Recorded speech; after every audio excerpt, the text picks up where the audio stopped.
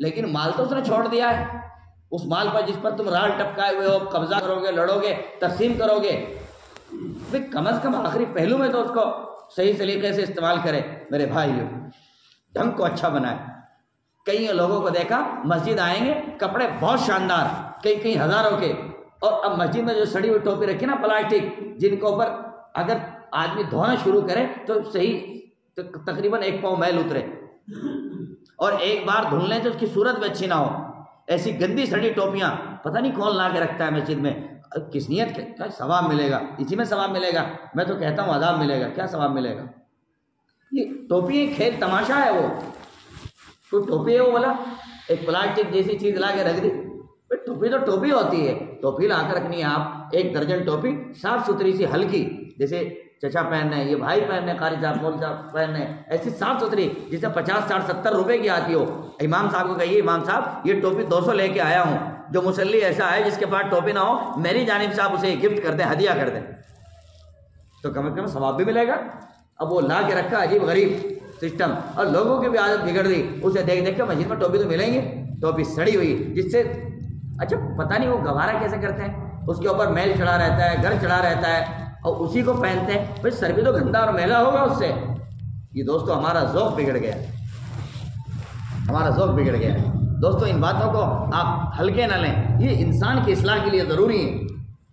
ہم بدحالی کے شکار ہوتے جا رہے ہیں، اور اگر کوئی نیا اسلام لانے والا ہو، نیا مسلمان ہو، اس کے کلچر کو دیکھیں، اس کی تہذیب کو دیکھیں، اس کے حالات کو دیکھیں. وہ اپنے آپ کو مرتب کرتا ہے، مجھے نماز پڑھنی ہے، مجھے اللہ کو جان دینی ہے، اللہ کے حضور مجھے آنا ہے. ہماری میرے بھائیو کس چیز کو رونا رو جائے. آدمی ضرورت پوری کرتا ہے، بیت الخلاء سے باہر نکلتا ہے، تو اب چونکہ مسجدیں پکی ہوگی، اب ایسا تو نہیں وہاں ڈلا مٹی ملے ہاتھ صاف کرے، نہیں، بہت مطلب آدمی اس میں سے نکلتا ہے اور سیدھے بس ہاتھ کو برابر کر کے پھر وضو کر لیتا ہے. ابھی گندگی لگی ہے. محبوب صلی اللہ علیہ وسلم نے فرمایا جب ضرورت سے فارغ ہو کیا ہو، یہ تو اسے مٹی پر رگڑ لو، اس لیے کہ جو جراثیم اس کے اندر لگے ہیں وہ نکل جائیں، ورنہ پھر یہ آنکھ کے اور منہ کے راستے پیٹ میں جائیں گے اور آدمی بیمار ہوگا. محبوب صلی اللہ علیہ وسلم کی یہ تعلیم ہے دوستو، یہ تعلیم ہے محبوب صلی اللہ علیہ وسلم کی. یہ پھر اس کی جگہ آدمی صابن شیمپو استعمال کرے، اور یہ ہو سکتا ہے، یہ ہو سکتا ہے.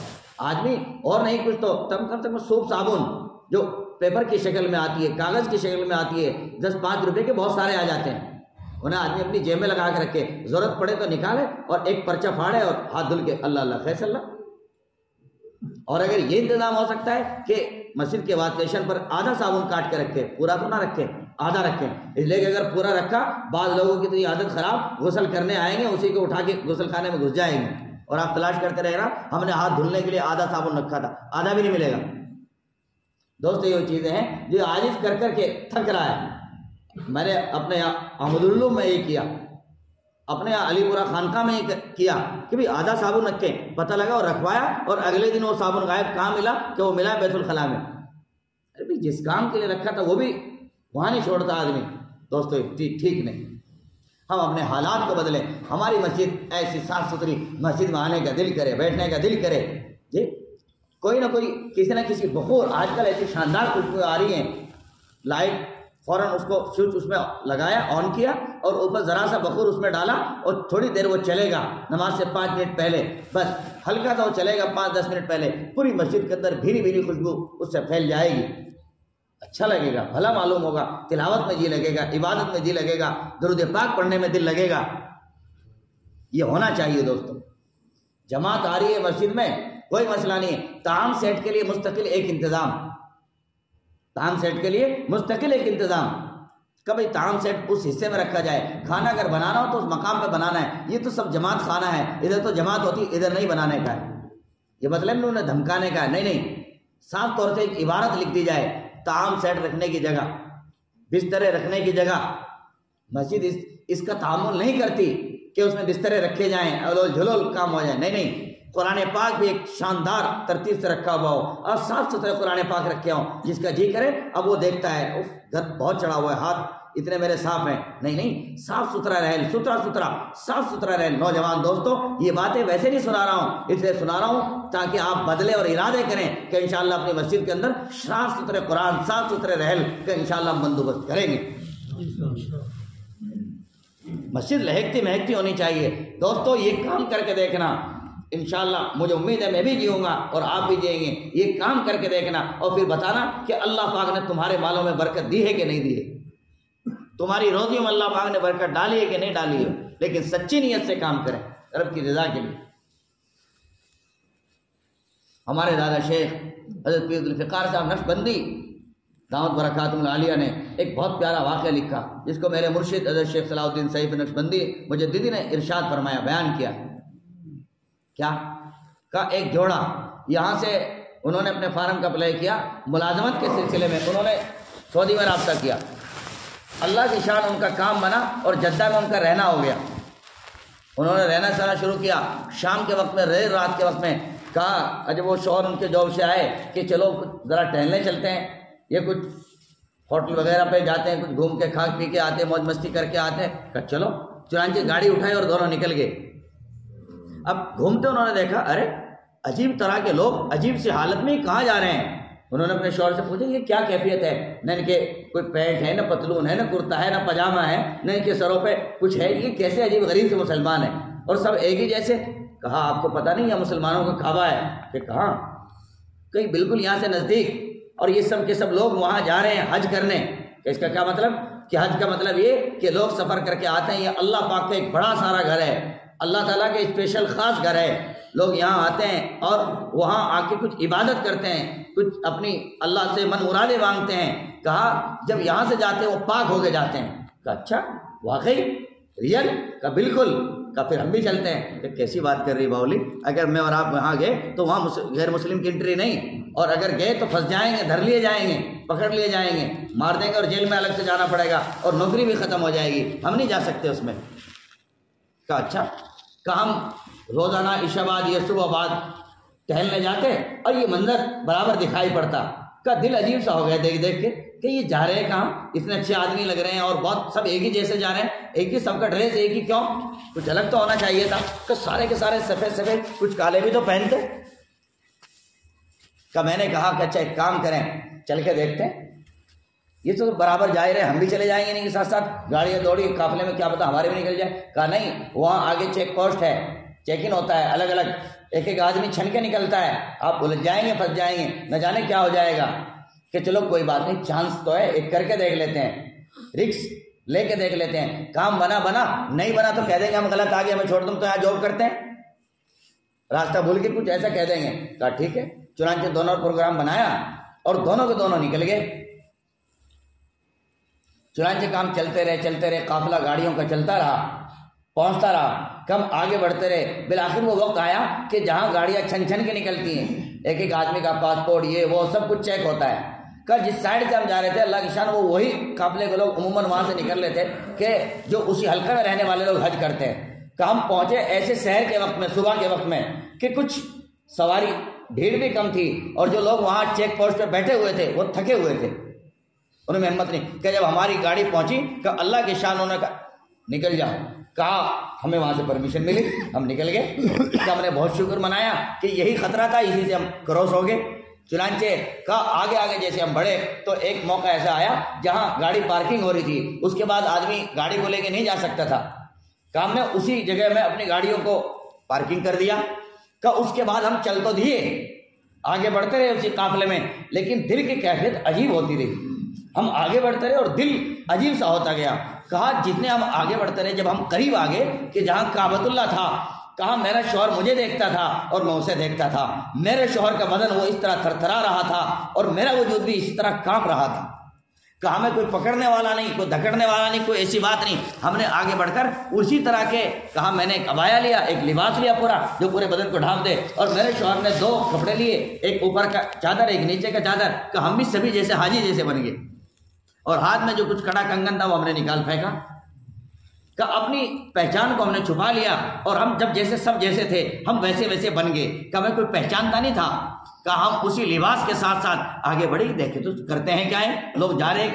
کا دھیرے دھیرے جب ہم اندر چلے گئے اور ہم نے کعبۃ اللہ کے قریب لگنا شروع کیا, کہ بس ہم مطاب جہاں لوگ چکر کاٹ رہے تھے, جہاں لوگ پھیرے کر رہے تھے, کہ جب ہم اس کے قریب گئے اور وہ کالا سا گھر سامنے آیا, کہ بس پھر کیا تھا, ہماری جھنکیاں بن گئی اور زاروں قطار آنسو نکلنا شروع ہو گئے اور ہم بے قابو ہو گئے. میں نے اپنی کہا میں نے اپنے ہسبینڈ کو کہا کہ میاں یہ کوئی ریئل چیز ہے، یہ کوئی جھوٹی چیز نہیں، یہ کوئی حقیقت چیز ہے۔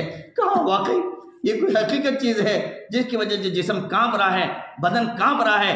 اور کہا کانپتے کانپتے ہم لوگ اندر داخل ہوئے اور آنکھوں سے زاروں قطار ہم اپنے آپ کو روک رہے تھے اور سمجھا رہے تھے، لیکن آنسو ہمارے رک نہیں پا رہے تھے کہ ہم نے اسی وقت کھڑے ہو کے کہا اے جس کا یہ گھر ہے او مالک، اے او مالک جس کا یہ گھر ہے، ہم اپنا یہ دل اسی پہ فدا کرتے ہیں اور آج سے ہم ایمان لے کے آتے ہیں۔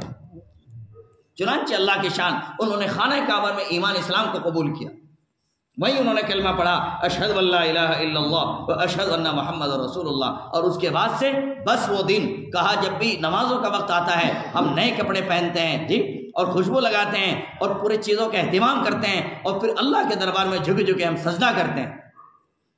چنانچہ کا نمازوں کے کپڑے الگ، قرآن پاک پڑھنے کا بیگ، قرآن پاک رکھنے کا بیگ، اس کی دعا رکھنے کا بیگ، دعا پڑھنے کا بیگ، کہا ہم نے بالکل الگ بنایا۔ سفر میں جانا ہو تو ایک بیگ جس میں کتابیں ہوتی ہیں، پنسورا ہوتا ہے اور قرآن پاک ہوتا ہے، ہم اسے ساتھ رکھے ہیں، اور جب کہیں بھی ٹھہرتے ہیں مہمانداری میں فوراً اپنا قرآن نکالتے ہیں اور پڑھتے ہیں، تلاوت کرتے ہیں اور اللہ کو یاد کرتے ہیں۔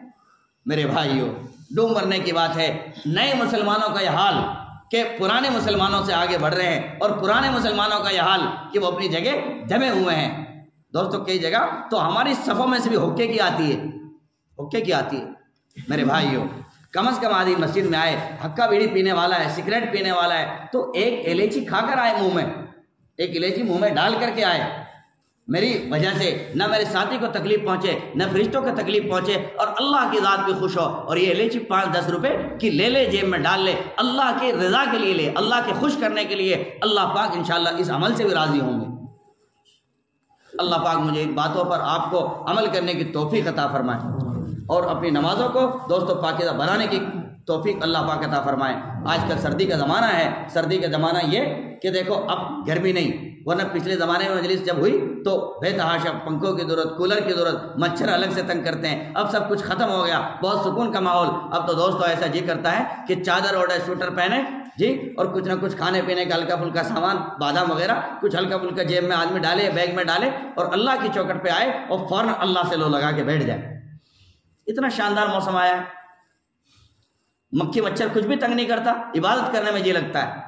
اور رات اتنی بڑی، اگر آدمی عشاء کے بعد جلدی سے سو جائے تو صبح کے وقت آرام سے 4 بجے آنکھیں کھل جاتی ہیں۔ ارے 4 نہ صحیح تو 5 بجے سے ہی، 5 سے لے کر 5:30، 35 یا 37 پہ اذان ہو رہی ہے، تو 40 منٹ، لیکن چلو اس سے بھی گھٹا لو آپ، کم از کم 5:10 پہ 5:05 کا الارم تو طے کر کے رکھیں، اس وقت میں اٹھیں۔ بیوی بھی عبادت کرے، شوہر بھی عبادت کرے، اور بیوی کو چاہیے کہ وہ 10-5 منٹ پہلے ہی اٹھ جائے، کم از کم گرم پانی کر دے، شوہر گرم پانی سے وضو کر لے، اور کچھ نفلیں پڑھ کے کچھ نہ کچھ کھانے پینے کا ایسا انتظام، کوئی انڈا، کوئی بادام، کوئی چائے، کوئی کافی، کچھ نہ کچھ ایسا جو دل کو بھانے والا ہو، ایسا سا کچھ چیز ہو، اسے کھائے پئیں، اللہ کو یاد کریں۔ بچے سوئے رہتے ہیں جی، بچے سوئے رہتے ہیں، ماحول شاندار ہوتا ہے، سکون ہوتا ہے، اللہ پاک آسمان دنیا پر آئے رہتے ہیں اور آواز لگاتے ہیں، حل من مستغفرین، ہے کوئی مغفرت مانگنے والا گناہوں کی؟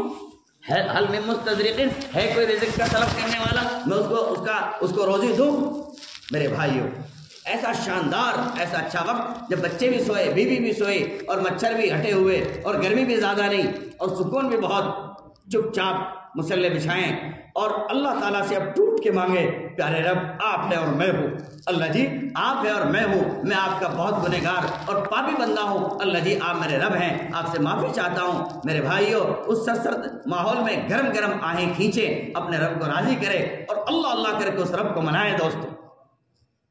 پھر دیکھو اللہ پاک کی کیسی رحمت اترتی، اللہ پاک کے کیسا پیار ملتا ہے دوستوں۔ جس طرح بندہ گناہ کی پلاننگ کرتا ہے جی، جس طرح آدمی آج گناہوں کی پلاننگ کرتا ہے، یہ نکاح کی پلاننگ کرتا ہے، شادی کی پلاننگ کرتا ہے، سفر کی پلاننگ کرتا ہے جی، کھیت جوتنے بہانے کی پلاننگ کرتا ہے، بھئی عبادت کی پلاننگ کیوں نہیں کرتے؟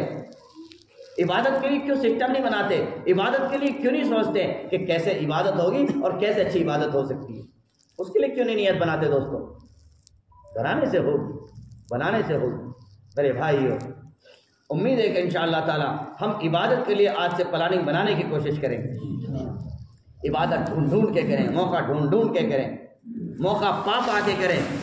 تھوڑا تھوڑا سا وقت تول کے خرچ کریں، کام کرنے کام بھی کریں، ہنسنا ہے ہنسیں، کھیلنا ہے کھیلیں، کوئی مسئلہ نہیں ہے، جو بھی کرنا ہے کریں، لیکن عبادت کے لیے کچھ نہ کچھ وقت پائیں، کچھ تھوڑا سا عبادت صبح، کچھ شام کو، رات کو، کچھ شام کے وقت میں۔ دوستو ایسا لگتا ہے کہ دن میں تو ہم کچھ نیکی کے فرشتوں کو کچھ لکھوا دیتے ہیں، لیکن رات کے وقت میں تو شاید نیکی والے فرشتے کو ہم نیکی لکھنے کا موقع نہیں دے رہے، ایسا لگتا ہے کہ آج کل بس گناہیں لکھوا رہے ہیں، اس لیے کہ پوری پوری رات موبائل چلتا ہے، پوری پوری رات فلمیں چلتی ہیں، پوری پوری رات تھیٹر چلتا ہے، تو گناہ لکھنے والا فرشتہ الگ، نیکی لکھنے والا الگ، اب رات کا والا الگ، دن والا الگ، جو رات والے فرشتے ہیں ایسا لگتا ہے کہ وہ تو بس سیاہ کر رہے ہیں، نہیں دوستو، اب ارادہ پلٹے کہ انشاءاللہ تعالی رات والا جو فرشتہ ہے اس کو بھی انشاءاللہ کچھ نہ کچھ نیکی لکھوائیں گے، ضرور نیکی لکھوائیں گے۔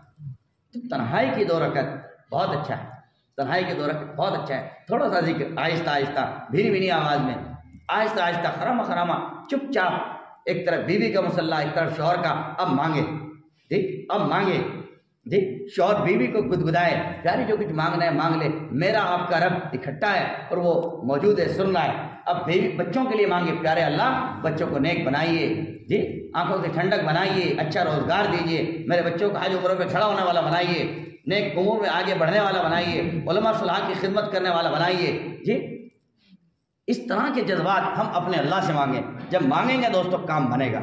میں سمجھتا ہوں یہ باتیں بہت ہوئی، اللہ پاک ان باتوں پر مجھے آپ کو عمل کی توفیق عطا فرمائے، اور اللہ پاک مجھے اور آپ کو اپنا بن کر رہنے کی توفیق عطا فرمائے، اپنے رضا کے سارے آگے بڑھنے کی توفیق عطا فرمائے، اپنے رضا والے اعمال اللہ پاک شوق کے ساتھ، جذبے کے ساتھ، خوف کے ساتھ، تقوی کے ساتھ، للہیت کے ساتھ اللہ پاک انجام دینے کی توفیق عطا فرمائے۔